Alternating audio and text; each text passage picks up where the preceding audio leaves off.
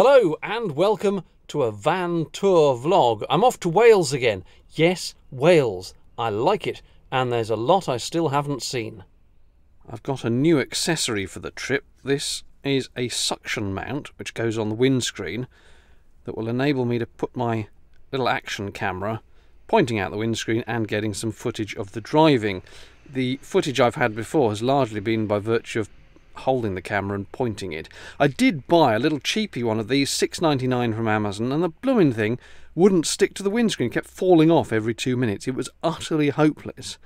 So I've lashed out £24 on this one, which feels much more substantially built. It's part metal, part plastic, sort of really good suction disc on the bottom, and it's only got a hold. Hang on, where's my little camera? And that's in its housing as well, the little action camera. So hopefully get some good footage. A previous trip up to Llangollen was not vlogged because the rubbishy little $6.99 suction mount just kept falling off, so I couldn't vlog anything. This one I have much more faith in. First things first though, I need to go to the petrol station to fill up the tank and get some snacks for the journey.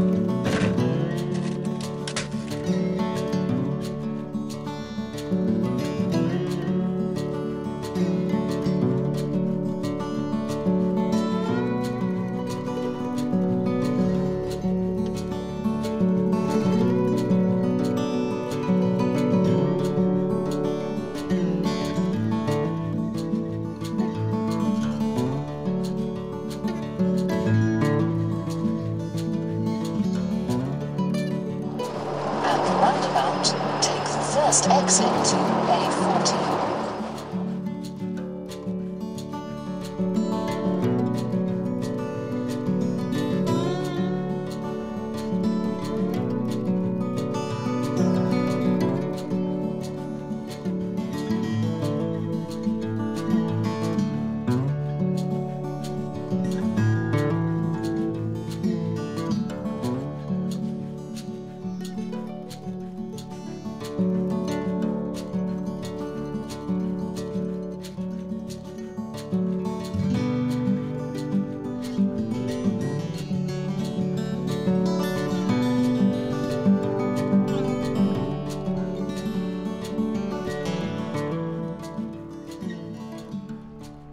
First stop of the trip, the Begwys. I'm not making this up. It might be Begums. It might be neither of those two. Someone will tell me in the comments below. There we go, just like I said. The Begwyns. And if anybody's lost their mitten, it's here.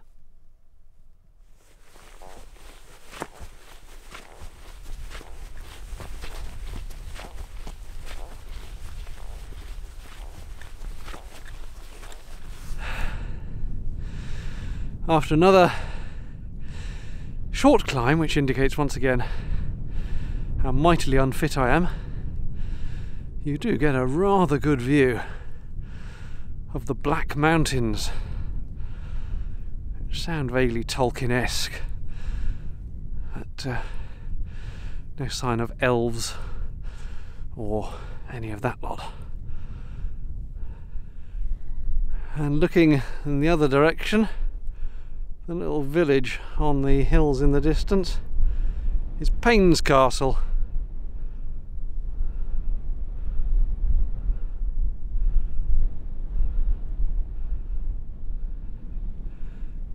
I think this calls for another very gentle pan, because 'tis truly the only way to show you the view. Tempted to do a 360, but I'm not sure I can hold it steady enough for that long. So there we go, have a bit of that instead. Just see the van down there.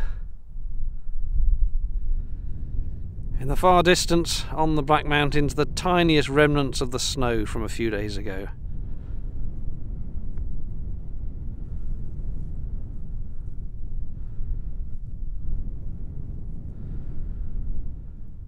For viewers of the previous Brecon Beacons vlogs, that is Hay Bluff, which I went up before, and over there on the left is Hay-on-Wye, somewhere down there. Well, that was bracing to say the least, and now onwards to Hay-on-Wye.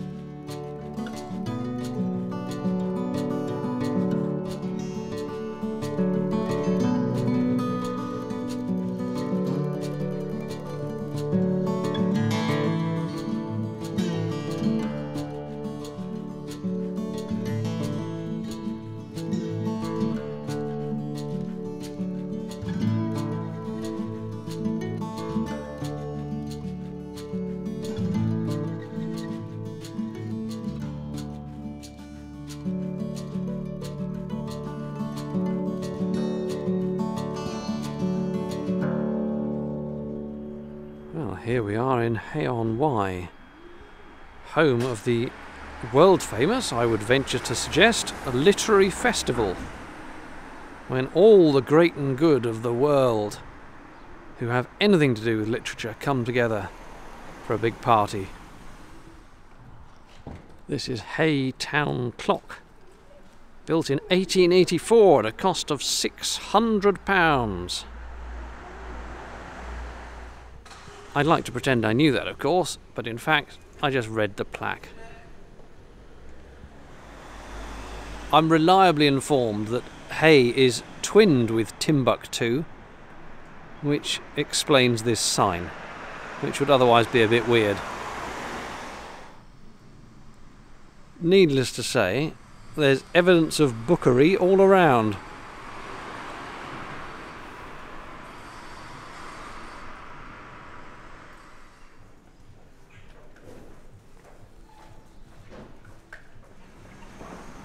Built in 1833.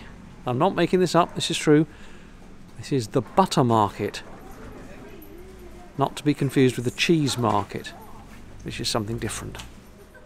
And you might think I jest, but that confusion is easily done because just here is the cheese market. Blessed are the cheesemakers.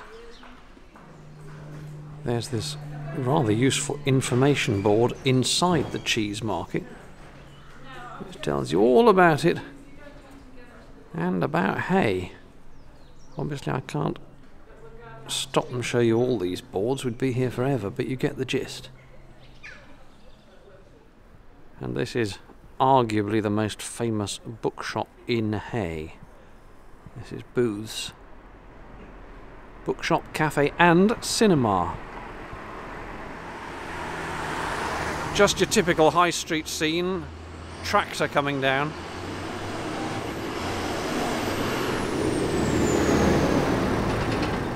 And that pretty much is Hay done and dusted. It's not a very big place and it's mostly bookshops and coffee shops, but it's quite quaint, quite pleasant. I imagine in summer it is absolutely rammed. It's now just gone 10:30 and I'm about to set the van out ready for bed. The rain is coming down, but it's all quite cosy in the van. I think outside temperature is about 6 or so degrees, but it's warm enough and it'll certainly be fine inside the sleeping bag. I'm parked on a friend's driveway, which is fine actually. It feels nice and secure, and I know I can pop in the morning for a shower, and I'm quite happy being in the van. So this is quite a nice arrangement, I think. And tomorrow, some more exploring to do over in the west of the Brecon Beacons. But that's it for now.